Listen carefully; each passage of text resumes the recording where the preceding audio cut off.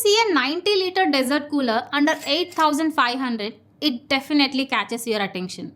Because usually at this price, you expect some compromises, either cooling, noise, or build quality. So I spent a few days using this Kenstar cooler in my home to see where it actually stands. Hi, I am Pooja and welcome to Clearbuy.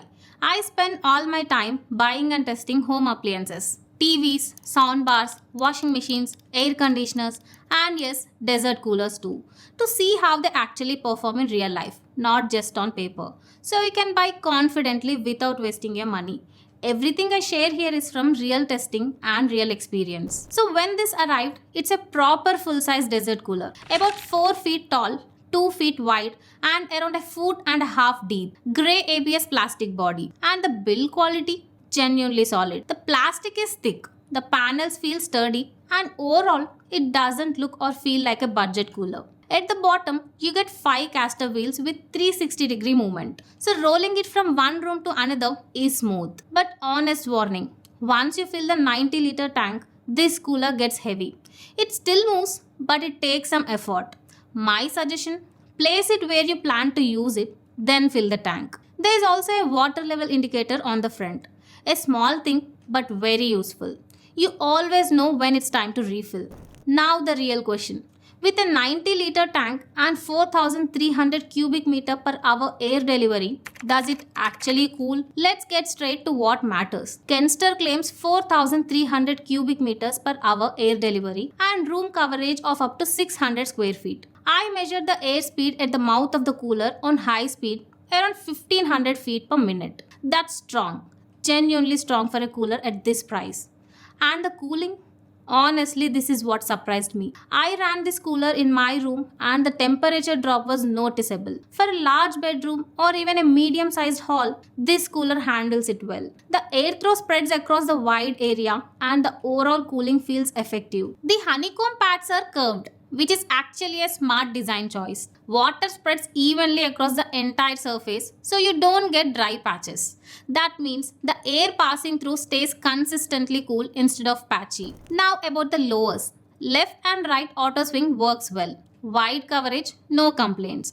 But for up and down, there is something to note. There is a grill panel in front of the lowers. So even if you tilt them upward, the airflow still hits around chest level. If you are standing near the cooler, the air won't reach your face properly.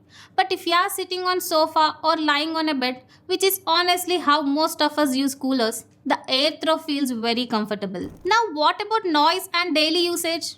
Because that's where things get interesting. Let's be honest, if you are expecting a desert cooler to be silent, that's not realistic. No desert cooler at any price is completely silent. And this Kenstar is similar. When only the fan is running, there is a normal cooler sound. But when the water pump kicks in and water starts flowing over the honeycomb pads, the noise increases noticeably. The water splashing back into the tank becomes louder than the fan itself. And when the water level drops, the pump sound becomes slightly heavier. It's not unbearable, but it's something you should know beforehand. One small thing I noticed. When you first switch it on, the pads are still getting wet. For the first few minutes, tiny water droplets can come out from the front. After that, it settles down and everything is fine. So just avoid pointing it directly at your face for the first 10 minutes. Power consumption is around 230 watts, which is roughly the same as 2 or 3 ceiling fans. And yes, it's inverter compatible. So during power cuts, it runs easily on a home inverter.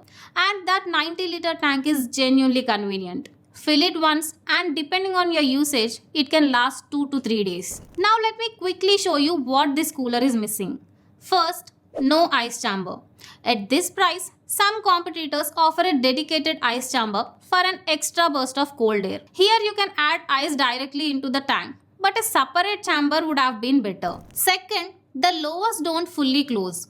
When summer ends and you store the cooler, dust and insects can still enter inside. Third, no mosquito net.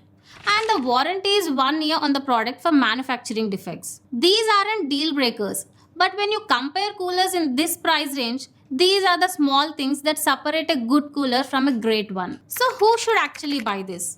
If you have a big bedroom or a larger hall and you want strong airflow, a massive tank that lasts days, solid build quality, inverter compatibility, all under 8500, the Kenstar Cool Grand HC90 does the core job well. There is also a 60-liter version around 7300 if you want slightly smaller capacity. But if features like an ice chamber matter to you, then you can consider alternatives like Voltas Victor 90 around 10,000 rupees, Crompton around 10,000 rupees. Both give you an ice chamber, Everlast pump for hard water, and motor overload protection. So yeah, good cooling, solid build, and strong air throw.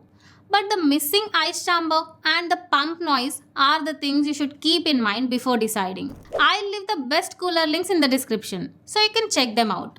If this video helped you, please hit that subscribe button and turn on notifications. It really helps Clearbuy grow and keeps these honest reviews coming. And if you have any doubts, drop them in the comments. I read every single one. Until next time, don't just buy. Clearbuy. See you soon.